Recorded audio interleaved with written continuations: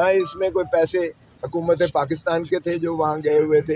ये मलिक रियाज किस तरह लेकर गया, क्यों कर लेकर गया, हसन नवाज को उसने 50 अरब रुपया दिया उसके वन हाइड पार्क के अफसाने में। ना तो किसी ने नवाज शरीफ को पूछा, ना हसन नवाज को पूछा। मलिक रियाज साहब भी आज तक गिरफ्तार नहीं हुए, उनका बेटा भी गिरफ्तार नहीं हुआ, बेटी भी गिरफ्तार नहीं हुई। बहू जिनके नाम के अकाउंट्स थे, जिनके पैसे वहाँ स्टैश किए गए थे और जिनको जो है फ्रीज़ किया गया था नेशनल क्राइम एजेंसी ने वेस्टमिनिस्टर के मैजिस्ट्रेट के हुक्म के तहत, वहाँ उनके एग्रीमेंट के तहत डी फ्रीज करवाया गया वहाँ अकाउंट। नेशनल क्राइम एजेंसी की तवसत से मलिक रियाज और उनके दरमियान जब मुआहदा हुआ, वो डी फ्रीज होकर अकाउंट वागुजार करके बैंक टू बैंक ट्रांजैक्शन होकर रजिस्ट्रार नेशनल बैंक जो सुप्रीम कोर्ट का डेजिग्नेटेड अकाउंट था उसमें पैसे आ गए।